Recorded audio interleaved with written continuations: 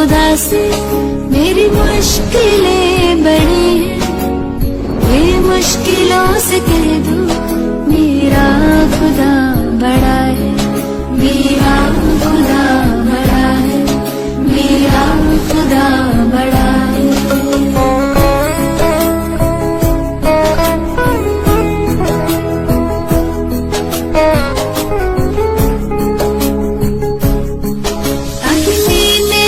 के सोना है और भी निखरता, अग्नि में तप के सोना है और भी निखरता, दुर्गम को पार करके हिमालय कोई चढ़ाए, लाएगी रंग मेहनत आखिर तुम्हारी एक दिन, लाएगी रंग मेहनत आखिर तुम्हारी एक दिन, होगा विशाल तिरुवन वो बीज जो पड़ा है।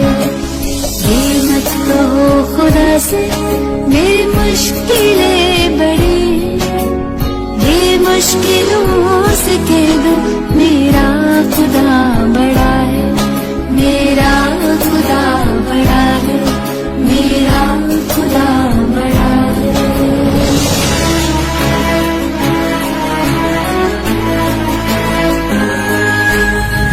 सर्व शक्तियों से जब साथ है हमारे, वो सर्व शक्तियों से जब साथ है हमारे, हर काम उसके रहते हर रिज़्क़ हुआ पड़ा है, कभी हारना ना हिम्मत का कदम बढ़ाओ, कभी हारना ना हिम्मत का कदम बढ़ाओ, हजारों कदम बढ़ाने वो सामने खड़ा है।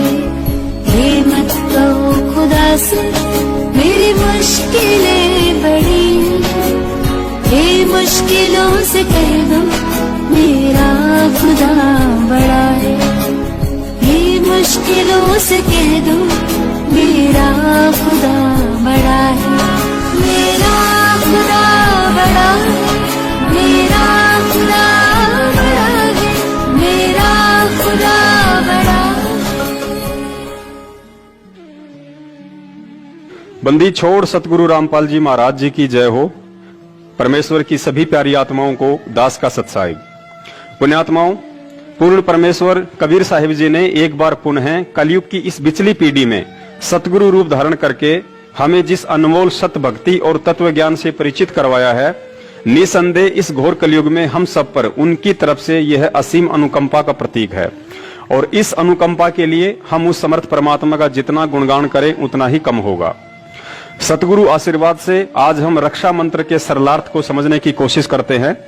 हालांकि दास ना ही तो इस लायक है और ना ही अधिकारी है कि आदरणीय गरीबदास जी महाराज द्वारा रचित किसी भी वाणी या शब्द का सरलार्थ कर सके, लेकिन परम पूज्य सतगुरु रामपाल जी महाराज द्वारा अनुवादित रक्षा मंत्र को उन्हीं के आशीर्वाद से और अधिक सरल तरीके से समझने और समझाने का तुच्छ प्रयास करने जा रहा हूं, जो कि सतगुरु देव जी द्वारा प्रत्येक भगत को साध संगति के अंतर्गत प्रदान किया गया एक अधिकार है।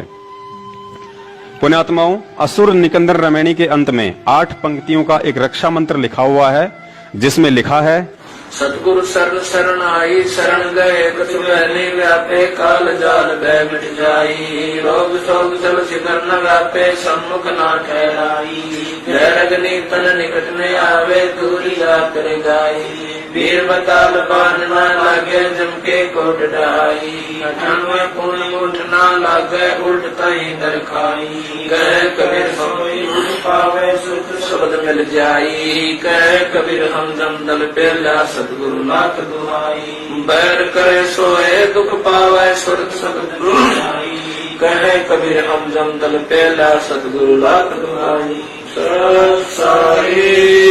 पुण्यात्माओं, रक्षा मंत्र वाली ये 8 पंक्तियां उस वास्तविक रक्षा मंत्र की महिमा का गुणगान है, जो एक भगत की पल पल रक्षा करता है।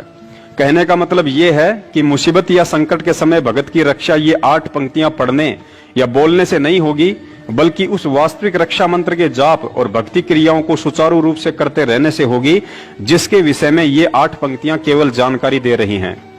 इस बात को और अधिक गहराई से समझने के लिए हमें नित्य नियम का सहारा लेना पड़ेगा। जिस प्रकार हम सुबह का नित्य नियम करते हैं और नित्य नियम करते समय सबसे पहले मंगलाचरण पढ़ते हैं, फिर उसके तुरंत बाद मंत्र लिखा हुआ आता है जिसमें परम पूज्य सतगुरुदेव जी हमें पढ़ाते हैं।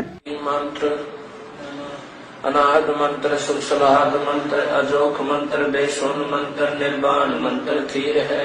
आदि मंत्र, युगादि मंत्र, भंगी मंत्र, सदा सत्संगी मंत्र, लौलीन मंत्र गैर गंभीर है। सोहम सुभान मंत्र, अगम अनुराग मंत्र, निर्भय अडोल मंत्र, निर्गुण निर्बंध मंत्र, निश्चल मंत्र नहीं गैबी गुलजार मंत्र, निर्भय निर्धार मंत्र, सुमृत सुकृत मंत्र, अगमी अबंज मंत्र, अद्वैत मंत्र, पदनम फराक मंत्र, बिघ्न स्नाम लाभ मंत्र, जन्मल जहूर मंत्र, सर्वम भरपूर मंत्र, सैलान मंत्र, तरंकार गर्क मंत्र, तेज मुंज भरक मंत्र, अदली अबंध मंत्र, अजपा निसंत मंत्र, अवगत नाद मंत्र, दिल में दीदार, वाणी विनोद मंत्र, आनंद शोध मंत्र, कुर्सी करार मंत्र, अनभय उच्चार मंत्र, उदुर मंत्र, हरि फजल साहिब सतराम मंत्र, साईं काम मंत्र, भारत प्रकाश मंत्र, हीरंबर उल्लास मंत्र, मोले मलार मंत्र, परक बीस साहिब सतराम मंत्र, साईं काम मंत्र, भारत प्रकाश मंत्र, हीरंबर उल्लास मंत्र, मोले मलार मंत्र, परक बीस।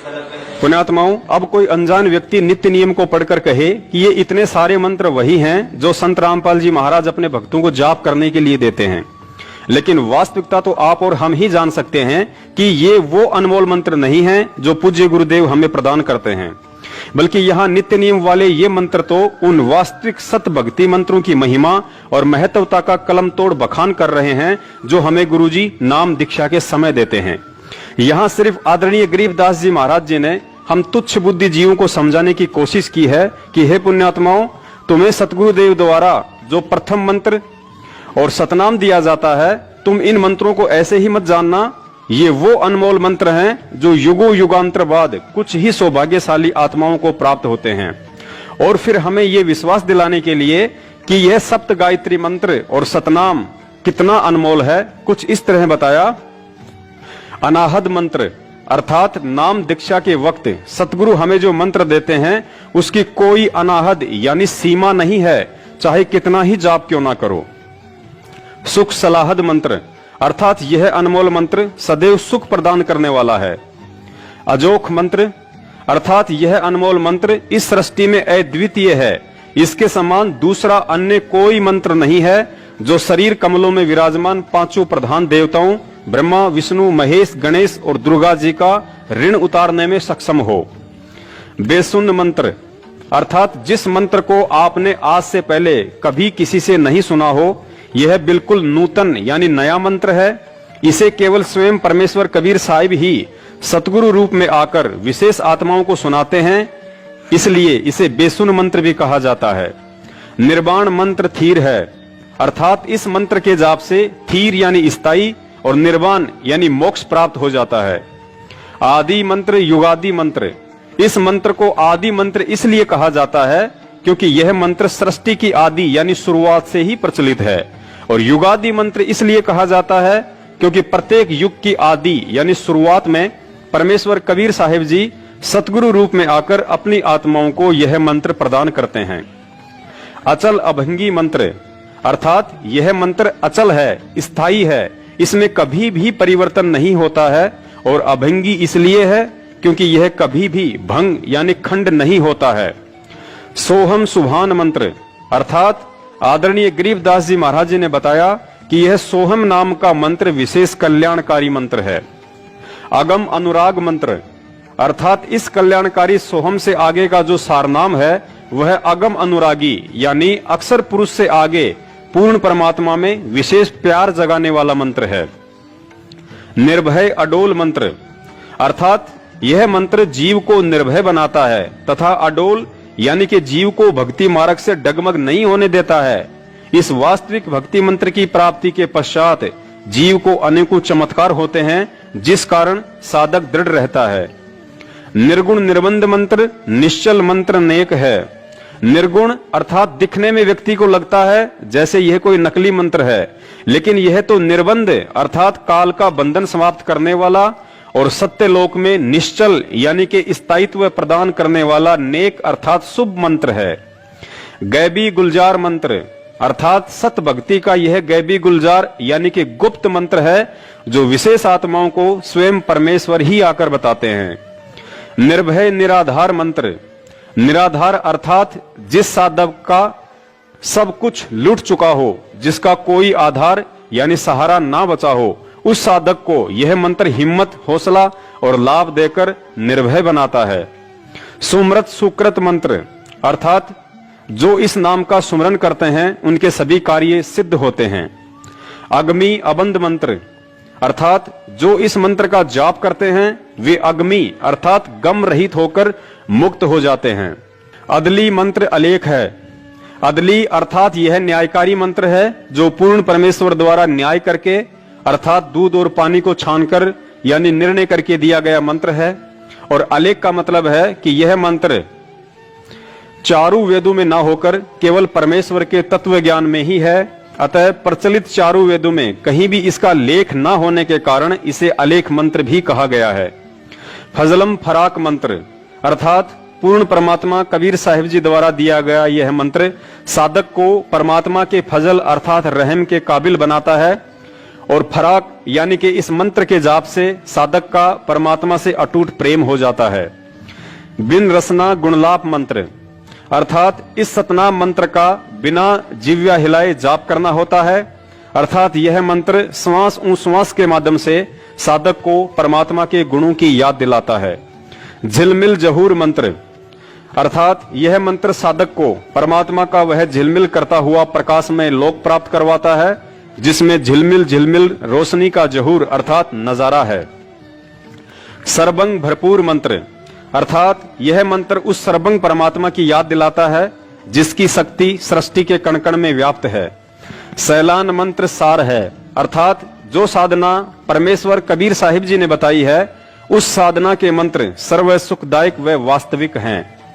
ररंकार गरक मंत्र अर्थात कबीर परमेश्वर जी के भक्ति मंत्रों का जाप ररंकार गरक भाव यानी कि विशेष कसक के साथ जाप करने से विशेष लाभ होता है और मंत्र सिद्धि शीघ्र प्राप्त होती है। तेज पुंज परख मंत्र अर्थात इन मंत्रों का जाप परमात्मा को पहचानने के लिए करें, क्योंकि प्रकाश ज्योति निरंजन का भी है, प्रकाश अक्षर पुरुष का भी है और प्रकाश पूर्ण परमेश्वर कबीर साहिब जी का भी है। लेकिन जो मंत्र कबीर परमात्मा ने हमें दिया है उसके जाप से अन्य प्रभुओं का प्रकाश अर्थात उनकी समर्थता फीकी नजर आने लगेगी। इससे पहचान होती है कि कहीं हम गलती से काल को भगवान मानकर उसके जाल में तो नहीं फंस रहे हैं। अदली अबंध मंत्र अजप्पा निसंद मंत्र अर्थात यह न्यायकारी मंत्र सभी बंधनों से छुड़वाने वाला है। इस सतनाम मंत्र का जाप श्वास श्वास से होता है। अविगत अनाहद मंत्र आनंद असोद मंत्र अर्थात एक मंत्र यह भी है कि भगत सबको प्यार से बोले, मधुर वचन कहे, इससे स्वयं को भी सुख व आनंद का अनुभव होता है तथा दूसरे भी खुश रहते हैं। खुर्सी करार मंत्र अर्थात यह मंत्र मां के गर्भ में परमात्मा से किया गया सच्चा वादा याद दिलाने वाला है। अनभय उच्चार मंत्र अर्थात कबीर परमेश्वर जी ने जो प्रथम मंत्र सतनाम व सारनाम दिया है उसका निर्भय होकर जाप करो, यह कोई धोखे वाला मंत्र नहीं है। उज्जवल मंत्र अलेख है अर्थात यह मंत्र आपके जीवन को अंधकार से उजाले में ले जाने वाला उज्जवल मंत्र है। यह अनमोल मंत्र सूक्ष्म वेद अर्थात सचिदा घन ब्रह्म की वाणी के अतिरिक्त विश्व के प्रचलित अन्य ग्रंथों में लिपिबद्ध न होने के कारण अलेख है। साहिब सतराम मंत्र साही निकाम मंत्र अर्थात यह सतमंत्र अविनाशी परमात्मा का है जो निकाम अर्थात निस्वार्थ भाव से हमारे लिए यहाँ आते हैं। पारक प्रकाश मंत्र अर्थात पारखी संत ही परमात्मा के प्रकाश को पहचानते हैं। हिरंबर हुलास मंत्र अर्थात परमात्मा हीरे की तरह स्वयं प्रकाशित है। यह हुल्लास अर्थात बड़ी खुशी की बात है। मोले मलार मंत्र पलक बीच खलक है अर्थात उस परमात्मा की भक्ति से जैसे सावन के महीने में विशेष प्रक्रिया खुशी की होती है और मलार गान गाते हैं, तथा उस परमात्मा ने सर्व संसार को पलक झपकने जितने समय में उत्पन्न किया, फिर विधान बनाकर छोड़ दिया। कर्मानुसार नर मादा से उत्पत्ति होती है और निर्धारित समय पर मृत्यु हो जाती है। इसलिए जन्म मरण तथा बुढ़ापे के कष्ट से मुक्ति के लिए उस परमात्मा के मंत्रों का जाप करना चाहिए। तो पुण्यात्माओं, अब आप जी को भली बाती समझ में आ गया होगा कि जिस तरह नित्य नियम में मंगलाचरण के बाद उपरोक्त लिखे हुए मंत्र वास्तविक भक्ति साधना के मंत्र ना होकर सतगुरु देव जी द्वारा नाम दीक्षा के समय दिए जाने वाले मंत्रों की यथार्थ जानकारी और उनकी महिमा का गुणगान है, ठीक उसी तरह असुर निकंदन रमणी के अंत में लिखी रक्षा मंत्र वाली ये 8 पंक्तियां भी मुसीबत के समय में जाप करने का कोई मंत्र नहीं, बल्कि गुरुजी द्वारा बताया गया रक्षा कवच अर्थात प्रथम मंत्र सतनाम, सारनाम, 5 यज्ञ और 3 समय की आरती की तरफ एक इशारा है कि सच्चे सतगुरु से नाम प्राप्त होने के बाद यदि हम मर्यादित होकर भक्ति करेंगे तो वह परमात्मा हर संकट से भगत की रक्षा करता है, जैसे कि इस रक्षा मंत्र में लिखा हुआ है। सतगुरु शरण शरणाई, शरण गए कछु भय नहीं व्यापे, काल जाल भय मिट जाही। अर्थात सच्चे सतगुरु जो कि स्वयं पूर्ण परमेश्वर कबीर साहेब जी ही होते हैं, उनकी शरण में आने के बाद भगत को किसी भी तरह का भय अपने दिलो दिमाग से निकाल देना चाहिए, क्योंकि मर्यादित भक्ति साधना करने वाले भगत को सतगुरु देव अपने आशीर्वाद का कवच पहना देते हैं, जिसे काल भगवान के द्वारा भेद पाना मुश्किल ही नहीं बल्कि नामुमकिन होता है। पुण्यात्माओं, हमें यहाँ इस बात को गहनता से समझना पड़ेगा कि सतगुरु की शरण में रहने का मतलब क्या है। हम रोज सुबह सुबह नित्य नियम में पढ़ते हैं कि ताते सतगुरु शरणा लीजे, कपट भाव जिन दूर करीजे। अर्थात सतगुरु से नाम उपदेश लेने के बावजूद भी ऐसे व्यक्ति को उनकी शरण में नहीं कहा जा सकता है जो तत्व ज्ञान समझने के बाद भी राग, द्वेष, ईर्ष्या, छल, कपट, चोरी, जारी, निंदा, चुगली और अहंकार का बोझ अपने कंधों पर लादे फिरता है। ऐसे व्यक्ति के साथ यदि कोई दुर्घटना होती है तो अनजान लोग भले ही यह बात कहें कि यह व्यक्ति तो संत रामपाल जी महाराज जी की शरण में था, फिर भी संकट के समय इसकी रक्षा क्यों नहीं हुई। लेकिन इस बात का निर्णय तो तत्व ज्ञान और परमेश्वर की मर्यादा ही करेंगी कि वह व्यक्ति संत रामपाल जी महाराज का शिष्य होने के बावजूद भी उनकी शरण में था या नहीं। आगे लिखा है, रोग शोग छल छिद्र न व्यापे, सन्मुख न ठहराई। अर्थात सतगुरु की शरण प्राप्त भगत या भक्तमती को कोई भी ला इलाज रोग पीड़ा नहीं दे पाएगा। भगत को कोई भी ऐसा दुख नहीं आ सकता जो उसके भक्ति मार्ग में बाधा बन जाए। हालांकि यहाँ पर पवित्र गीता जी के अध्याय नंबर 18 के श्लोक नंबर 38 को भी नहीं भूलना चाहिए, जिसमें परमात्मा का विधान है कि भगत का शुरुआती जीवन दुखमय होता है और अंत सुखमय, लेकिन वे कष्ट शारीरिक नहीं बल्कि सामाजिक होंगे और उन कष्टों का सामना करते वक्त भगत में उल्टी दृढ़ता और भगवान पर अधिक विश्वास पैदा होता है। उदाहरण के लिए जैसे आपके परिवार, रिश्तेदार और समाज द्वारा आपका बहिष्कार करना, क्योंकि तत्व ज्ञान युक्त शास्त्र अनुकूल भक्ति आपको सांसारिक और परंपरागत लोक वेद पर आधारित क्रियाओं और भक्ति से अलग करती है, जो उन लोगों को रास नहीं आएगा तथा काल प्रेरणा से साधक का विरोध शुरू हो जाता है। लेकिन उस समय हमें सतगुरु देव जी के उन वचनों को याद रखना चाहिए जो वचन उन्होंने मुसलमान धर्म के पैगंबर हजरत मोहम्मद साहब को कहे थे कि हे मोहम्मद, मैंने आपको जो भक्ति साधना बताई है वो समाज में प्रचलित लोकवेद वाली साधना से विपरीत है, जिसके चलते लोग आपका विरोध करेंगे, लेकिन आप हिम्मत न हारना और जिहाद से उनका सामना करना। अर्थात जिहाद से मतलब है कि मैंने आपको जो तत्व ज्ञान दिया है उसको आधार बनाकर उनका सामना करना, उन्हें प्रेम पूर्वक समझाने की कोशिश करना। भले आप पर कितने ही कष्ट क्यों ना आए, आप दृढ़ रहना और मुझे अपने पास ही समझना। अतः पुण्यात्माओं, सत भक्ति में भगत पर संकट और दुख अवश्य आते हैं, लेकिन ऊपर आप जी ने समझ लिया होगा कि ऐसी कोई भी तकलीफ परमात्मा नहीं आने देते हैं जिसके चलते भगत का भक्ति से मनोबल टूट जाए। आगे लिखा है, जहर अग्नि तन निकट न आवे, दूरी जात रंगाई। अर्थात सतगुरु के सच्चे भगत को चाहे कोई लाख कोशिश करे, उस पर जहर और अग्नि जैसे काल के शस्त्र भी प्रहार नहीं कर सकते और यदि प्रहार कर भी दिया तो सतगुरु के आशीर्वाद रूपी कवच में कैद भगत का बाल भी बाका नहीं हो सकता। उदाहरण के तौर पर त्रेता युग में भगत प्रहलाद जी अपने इष्ट भगवान विष्णु जी की भक्ति पर दृढ़ थे, जिस कारण उन्हें होलिका द्वारा अग्नि में जलाने की कोशिश भी की, लेकिन अग्नि उनके तन को छू भी नहीं पाई। सतगुरु ने दूसरा उदाहरण मीराबाई का दिया। मीराबाई भी अपने इष्ट श्री कृष्ण जी की भक्ति पर दृढ़ थी। इस बात से रुष्ट होकर जब उसके देवर ने हाथ में तलवार लेकर मीराबाई को जहर पीने के लिए बाध्य किया, तो मीराबाई अपने प्रभु का नाम लेकर विष का प्याला पी गई और बाल भी बाका नहीं हुआ। पुण्यात्माओं, यहाँ एक बात हम भक्तों के लिए विशेष ध्यान देने योग्य है। जिस समय प्रहलाद भगत की अग्नि से और मीराबाई की जहर पीने से रक्षा हुई, उस समय वे दोनों आत्माएं ना ही तो किसी सतगुरु की शरण में थी और ना ही परमात्मा से सतनाम प्राप्त था, लेकिन इसके बावजूद भी उनके प्रारब्ध के भक्ति कर्म आधार पर और अपने इष्ट देव पर अटूट विश्वास के चलते पूर्ण परमेश्वर कबीर साहिब जी ने उन आत्माओं की रक्षा की, ना कि भगवान विष्णु या श्री कृष्ण जी ने की थी। फिर आप और हम तो सीधे तौर पर आज पूर्ण परमेश्वर की शरण में हैं। ये बात अलग है कि आज वह परमात्मा सतगुरु रामपाल जी महाराज जी के रूप में हमारे साथ है और उनका वास्तविक सतनाम भी हमें प्राप्त है। ऐसे में यदि हम उनकी शरण में हैं, अर्थात उनके द्वारा बख्शीश सत भक्ति को मर्यादा में रहकर कर रहे हैं, तो निश्चित तौर पर जहर और अग्नि जैसे काल के शस्त्र भी भगत को हानि नहीं पहुंचा सकते। और इसी विश्वास के आधार पर दास ने 16 मार्च 2020 को कोरोना वायरस को लेकर जो वीडियो बनाया था और मोदी जी से अपील की थी कि अगर मुझे 1000 कोरोना वायरस से संक्रमित लोगों के बीच भी रखा जाए तो वह परमात्मा कोरोना से मुझे किसी भी तरह की हानि नहीं होने देगा, क्योंकि कोरोना संक्रमण एक रोग है जिसके विषय में रक्षा मंत्र में स्पष्ट लिखा गया है कि रोग शोग छल छिद्र न व्यापे सन्मुख न ठहराई। रक्षा मंत्र में आगे लिखा है, वीर बेताल बाण ना लागे यम के कोट डहाई, 98 पुण्य मूठ ना लागे उल्ट ताही दरखाई। अर्थात गुरुजी ने बताया कि सत भक्ति करने वाले भक्तों के ऊपर वीर और बेताल नाम के इन दो काल एजेंट का भी किसी तरह का दाव नहीं लग सकता, जो कि सूक्ष्म रूप में काल प्रेरणा से भक्तिहीन प्राणियों को कष्ट देते हैं।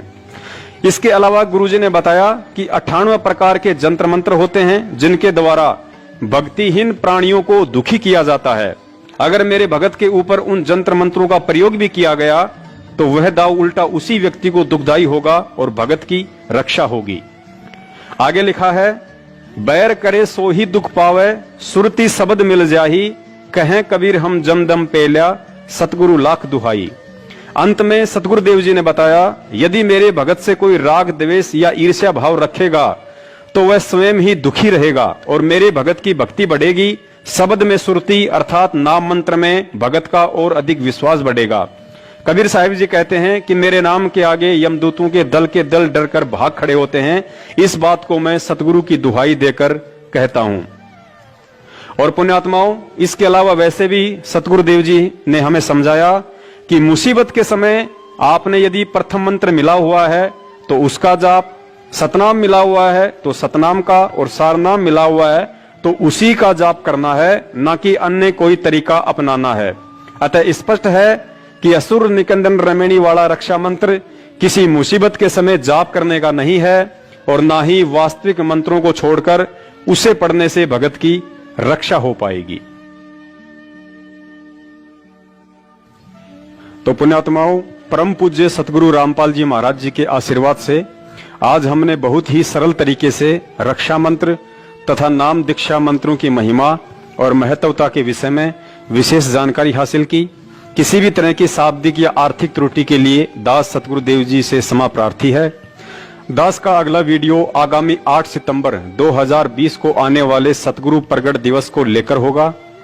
पुण्यात्माओं, दास अपने सतगुरुदेव जी के अलावा इस सृष्टि में अन्य किसी भी शक्ति या व्यक्ति से नहीं डरता है, क्योंकि मेरे ऊपर उनके आशीर्वाद और तत्व ज्ञान की विशेष दया है। दया आप सब पर भी है, लेकिन भक्ति में सारा दारमदार विश्वास पर टिका होता है। इसलिए दास ना ही तो किसी सतलोक आश्रम मैनेजमेंट के उन व्यक्तियों से भय मानता है जो 5 साल से संगत से गुरुजी के आदेश की आड़ में उल्टे राजनीति जैसे कर्म करवा रहे हैं, और ना ही गुरुजी के भाई बंधु और रिश्तेदारों से जिन्होंने पिछले 5 साल से मुझदास को जान से मरवाने के लिए 3 बार हथियारों के साथ कातिलाना हमला भी करवाया। लेकिन दास को ना ही तो मौत का भय है और ना ही जीने की खुशी, और यही वजह है कि सतगुरु को अपना शीश सौंप देने के कारण ही वे पल पल दास के साथ साईं की तरह रहते हैं।